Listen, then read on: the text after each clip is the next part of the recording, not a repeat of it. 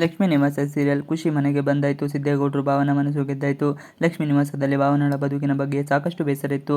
ಇಬ್ಬರು ಗಂಡು ಮಕ್ಕಳು ದುಡಿಯುವಷ್ಟು ದೊಡ್ಡವರಾಗಿದ್ದರೂ ಕೂಡ ಮನೆಯ ಯಾವುದೊಂದು ಜವಾಬ್ದಾರಿಯನ್ನು ಒಪ್ಪಿಕೊಂಡಿರಲಿಲ್ಲ. ತಂದೆಗೆ ವಯಸ್ಸಾಗಿದ್ದರೂ ಅವರಿಗೆ ಕಷ್ಟವಾಗುತ್ತಿದೆ ಎಂಬುದು ಗೊತ್ತಾದರೂ ಸಹ ತಮ್ಮದೇ ನೆಮ್ಮದಿ ಸುಖ ಜೀವನವನ್ನು ಎರಡು ಮಕ್ಕಳು ನೋಡುತ್ತಿದ್ದಾರೆ. ಯಾವುದೇ ಜವಾಬ್ದಾರಿ ವಹಿಸಿಕೊಳ್ಳದಿದ್ದರೂ ಮನೆಯಲ್ಲಿ ಅಧಿಕಾರ ಚಲಾಯಿಸಲು ನೋಡುತ್ತಾರೆ. ಭಾವನ ವಿಚಾರದಲ್ಲೂ ಅದನ್ನೇ ಮಾಡಲು ಹೋಗಿ ತಂದೆಯಿಂದ ಚೀಮರಿ ಹಾಕಿಸಿಕೊಂಡು ಸಂತೋಷ್ ಸುಮ್ಮನಾಗಿದ್ದಾನೆ. ಭಾವನ ಸಿಕ್ಕಾಪಟ್ಟೆ ಮೃದು ಸ್ವಭಾವನ ಇರುವವಳು. ಯಾರಿಗೂ ಜೋರಾಗಿ ಮಾತನಾಡಲ್ಲ, ಯಾರಿಗೂ ಕೆಟ್ಟದನ್ನು ಮಾಡಲ್ಲ. ತನಗೆ ಮದುವೆ ಆಗುತ್ತಿಲ್ಲವಲ್ಲ ಎಂಬ ಬೇಸರವು ಅವಳಲ್ಲಿ ಇಲ್ಲ.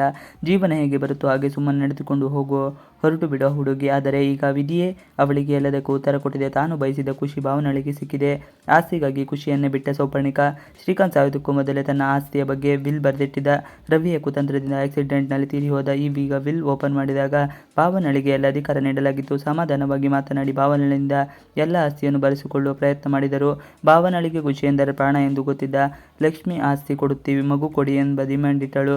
ಆರಂಭದಲ್ಲಿ ಒಪ್ಪದ ಸೌಪರ್ಣಿಕಳ ಮನಸ್ಸು ಕೆಡಿಸಿದ ರವಿ ಆಸ್ತಿಗಾಗಿ ಖುಷಿಯನ್ನೇ ಬಿಟ್ಟಿದ್ದಾರೆ. ಭಾವನ ಖುಷಿಗಾಗಿ ಇಡೀ ಆಸ್ತಿ ಬಿಟ್ಟು ಬಂದಿದ್ದಾಳೆ. ಮನೆಗೆ ಬಂದ ಖುಷಿ ಸೌಪರ್ಣಿಕ ಆಸ್ತಿಯನ್ನೆಲ್ಲ ಬರೆದುಕೊಟ್ಟು ಖುಷಿಯನ್ನು ಮನೆಗೆ ಕರೆತಂದಿದ್ದಾರೆ. ಇಷ್ಟು ದಿನ ಭಾವನ ಮಡಿಲಲ್ಲೇ ಕಳೆದು ಹೋಗಿದ್ದ ನಗು ಇಂದು ಮತ್ತೆ ಮೂಡಿದೆ.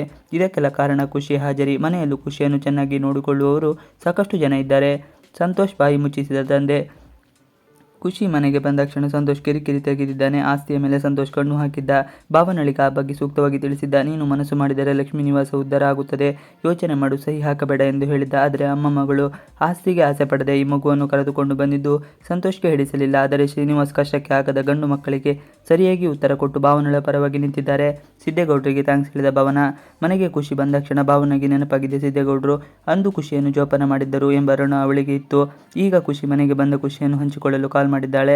ಆ ಕಡೆ ಸಿದ್ದೇಗೌಡರಿಗೆ ಮದುವೆಗೆಂದು ಹೆಣ್ಣನ್ನು ಹುಡುಕುತ್ತಿದ್ದರು.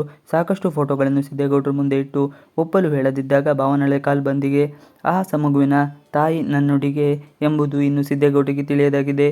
ಇವಿಷ್ಟು ಇವತ್ತಿನ ವಿಡಿಯೋ. ಇಷ್ಟು ಇಷ್ಟ ಆದರೆ please like, share and subscribe ಮಾಡಿ. Thanks for watching video.